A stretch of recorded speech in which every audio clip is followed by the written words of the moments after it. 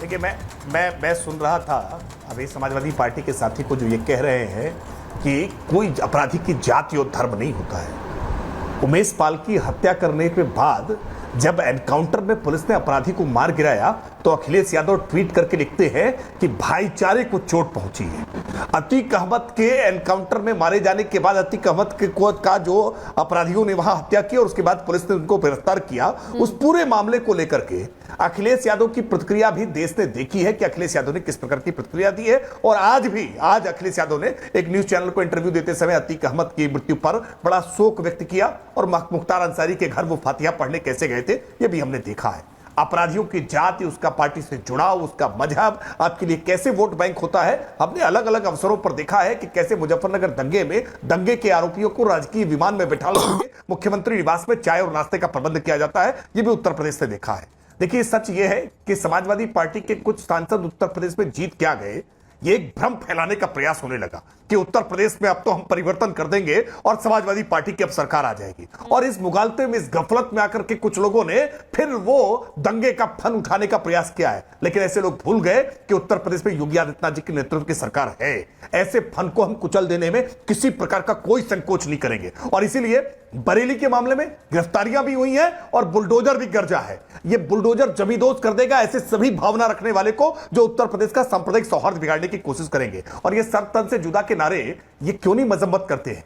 इसकी मजम्मत अब्बास हैदर के मुंह से नहीं निकलती है कि सर तन से जुदा का नारा ये पूरी तरह से गैर इस्लामिक है। ये मजहबी नारा नहीं हो सकता है। ये डराने का नारा है, ये धमकाने का नारा है, ये आतंक व्याप्त करने का नारा है। और ये आतंक व्याप्त करने के नारे की मजम्मत कौम के भीतर से होनी चाहिए, मुल्ला मौलवियों की तरफ से होनी चाहिए। समाजवादी पार्टी को भी इसकी खुल करके मजम्मत करनी चाहिए। लेकिन समाजवादी पार्टी मौन साध करके बैठ जाती है क्योंकि वोट बैंक इनको दिखाई पड़ता है। लेकिन हम आश्वस्त कर रहे हैं आपके चैनल के माध्यम से राकेश जी ने सवाल उठाया है, जनता को, इस सवाल को मैं एक बार जरा हाजी साहब आपके पास लेकर आना चाहती हूँ। डीजीपी सर थ्रू है तो मुझे बता दीजिए। हाजी साहब, मैं आपके पास लेकर आना चाह रही हूँ, यहाँ सूर्य मैथिल जी हैं, जरा स्टूडियो में एक बार प्रेम कुमार जी बात हो जाए। क्योंकि जो बात राकेश जी कह रहे हैं, अगर भीड़ हिंसक है और कोई हिंदू नारे लगाए तो बहुत से हिंदू खड़े हो जाएंगे ये बोलने के लिए कि ये नारा सही नहीं है और होना भी वही चाहिए। उसी तरह से ये सरतन से जुदा के जो नारे लगते हैं उसके ऊपर बहुत से मुसलमान लोगों को भी खड़े होकर ये बोलना चाहिए कि ये नारे सही नहीं है। और ये जब तक नहीं कहा जाएगा तब मुश्किल होगी हाजी साहब, क्योंकि ये नारे सिर्फ उकसाने वाले नारे होते हैं। मैं दोनों तरफ के लोगों को यह बात कहना चाहती हूं, जो उकसावे वाले नारे हैं उनसे सिर्फ हिंसा फैलती है। उस हिंसा को रोकने के लिए समुदाय के अंदर से आवाज उठने की जरूरत है। हाजी साहब, देखिए, गैर इस्लामिक है और ये हम इसका कंडेम करते हैं कि ऐसा भी अगर कोई कहता है इस तरीके की बात, उसको कंडेम कर रहे हैं। और उनके फेवर में आपने देखा होगा कोई यात्रा या कोई समर्थन में कोई लोग नहीं आए होंगे, सब उसकी मुखालफत कर रहे हैं। मगर जब जय सिया राम का नारा लगाकर जब मुसलमान भाइयों को मॉब लिंचिंग कर दी जाती है और जो मॉब लिंचिंग करते हैं और या मार देते हैं, उनके फेवर में जो बीजेपी है वो उनके जो वहाँ के नेता हैं वो विरोध प्रदर्शन करते हैं, बाजार बंद करते हैं, तो ये उनको कंडेम कौन करेगा? उन पर तो कोई आता नहीं कि हम कंडेम करेंगे। तो ये सारे लोग जो इस तरीके के लोग हैं जो देश में नफरत का जो है बाजार खोलना चाहते हैं। दूसरा मैं कि बुलडोजर की कार्रवाई पे बात करना चाहता था कि बुलडोजर की कार्रवाई, जब मुसलमान अगर कोई अपराध कर देता है तो उसके खिलाफ तो बुलडोजर की कार्रवाई हो जाती है। मगर जब कोई हिंदू होता है और वो गलत काम करता है, मॉब लिंचिंग करता है या किसी को जय सिया राम नारे बुलवाता है और मार देता है, उसके खिलाफ क्यों बुलडोजर की कार्रवाई नहीं होती? नहीं, और नारा डलवाकर कब मारा है? नहीं, मैं बता देता हूं। ये नारा बुलवाकर कब मारा, जरा घटना बताइए। लोगों को मारा गया? नहीं, नारा बुलवाकर कब मारा गया? किसी नहीं, आपने कहा कि ये नारा बुलवाकर मारा गया। देखिए, मैं आपसे सिर्फ ये कह रही हूँ कि फैक्ट्स पे बात करते हैं। ऐसे बहुत लोगों को मारा गया, ये हो गया, ऐसे नहीं होता है। हमने सरतन से जुदा के बाद की हिंसा देखी। जब मैं बात करती हूँ, जब हम अमरावती की बात कर रहे हैं, उदयपुर की बात कर रहे हैं, तो हमें ये याद रखना होगा कि ये घटनाएं हुई हैं, इसीलिए बहुत सारी हुई हैं। ये ऐसा कर दिया, मैंने शुरुआत में कहा है, सूर्य मैथिल जी, मैंने शुरुआत में ये बात कही कि अगर कोई भी ऐसा नारा लगाकर हिंसा नहीं की जा सकती। और ये तो नारा, ये सरतन से जुदा की बात ही हो रही है, नारा में ही हिंसा है। हाँ, अपनी बात खत्म कर लूं। असलियत यही है, इसे ही कहते हैं मीठा मीठा गपगप और कड़वा कड़वा थू थू। कितनी खूबसूरती से, चाहे वो समाजवादी पार्टी के प्रवक्ता हों, उन्होंने छुपाया। यहाँ पर AIMIM के प्रवक्ता बैठे हैं, उन्होंने भी परोक्ष रूप से समर्थन किया। इन्होंने ये कहा देखिए वहां भी हुआ, यहां भी हुआ, और जब आपने आंकड़े पूछ लिए तो इनके मुंह में दही जम गया। मैं आपको बताना चाहता हूं बहुत ही जिम्मेदारी से, देखिए ये जो भी कुछ हो रहा है ना, ये हिंदुओं को डराने की एक बहुत बड़ी साजिश है। ये बताना चाहते हैं कि अब समाजवादी पार्टी का राज आ गया उत्तर प्रदेश में, हमारे पास सांसद है, और अब जो है ना हम लोग फिर दोबारा से वही दंगा करेंगे, वही हत्याएं करेंगे, उसी प्रकार से आगजनी करेंगे, घर से निकाल के मारेंगे।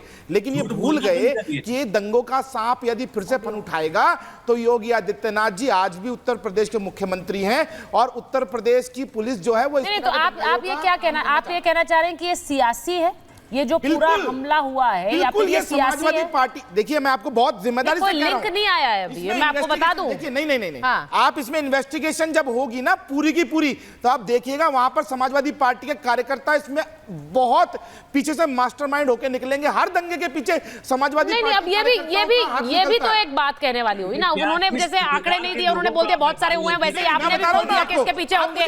नहीं, निकल के आएगा तो सवाल मैं हैदर साहब से पूछूंगी, यही महाभारत में पूछूंगी, लेकिन अभी कोई लिंक नहीं आया, इसलिए जोड़िए मत। हाँ देखिए इस प्रकार के हैदर साहब की आवाज दीजिए, कुछ कह रहे हैं। कोई व्यक्ति अपराध करता है हमारे संविधान के अनुसार, और हमारे जो संविधान का कानून है हमारा, उसके तहत उसको सजा मिलनी चाहिए। आप पूरे परिवार को सजा कैसे दे देंगे? फिर तो आप चाहते हैं कि बुलडोजर जो चल रहा है वो तो अवैध संपत्तियों पे चल रहा है ना भैया, जो है कार्य योगी जी की सरकार में, और जहां भाजपा की सरकार है वहां पर जो है कहीं भी कुछ भी कब्जा कर लीजिए, मुसलमानों पर करने के बाद आप, मैं कह रहा हूं 99% विरोध में कार्रवाई हो रही है। एक सेकंड में डीजीपी अगर हम ये मुद्दा उठा रहे हैं, हाजी साहब, 99% अगर कार्रवाई हो रही है जहां भाजपा की सरकार है, सर ये मामला इसलिए इम्पोर्टेंट, देखिए एक व्यक्ति की हत्या हो गई है हाजी साहब, आपने मध्य प्रदेश एक व्यक्ति की हत्या हो गई, उसकी जान चली गई क्योंकि वापस हिंसक भीड़ आई, घर के अंदर घुसी, क्योंकि ये एक ताजिए को निकालने का मामला था। देखिए मैं दोनों तरफ की, ये तो पुलिस का काम है कि वो इसकी छानबीन करेंगे, लेकिन वहां जो प्रत्यक्षदर्शियों ने बताया, जो व्यक्ति जिसकी हत्या हुई है उसके परिवार बता रहा है, वहां पर हिंसक भीड़ वापस आई, घर के अंदर घुसकर मारा। अब इस पर सवाल मैं डीजीपी सर के पास एक बार जा रही हूं। डीजीपी सर, हमने ये देखा है और पिछले कई घटनाओं में देखा है कि जहां पर इस तरह के विवादास्पद नारे लगाए जाएं, हिंसा के लिए उकसाने वाले नारे लगाए जाएं, वहां पर कोई ना कोई घटना होती है। हम कुछ भी नहीं सीख रहे, और उसके बाद अगर इस तरह की हिंसा हो रही है, इस पर क्रैकडाउन कैसे होगा? आपने बहुत अच्छे सवाल किए हैं सुचेता जी। मैं चाहूंगा मुझे केवल 60 सेकंड दे दें। नंबर एक, ये एकदम से कोई वैक्यूम में कुछ नहीं होता है। जब एक फिजा बनती है जिसको कहते हैं communal flash point, communal flash point वो होता है कि कभी कभी 5 डिग्री पे पानी खौल जाता है, कभी कभी 100 डिग्री पे खौलना चाहिए, लेकिन जब एटमॉस्फेयर बिगड़ने लगता है, राजनीतिक मित्रों से मैं चाहूंगा जरा कानून की किताब कभी देख लिया करें।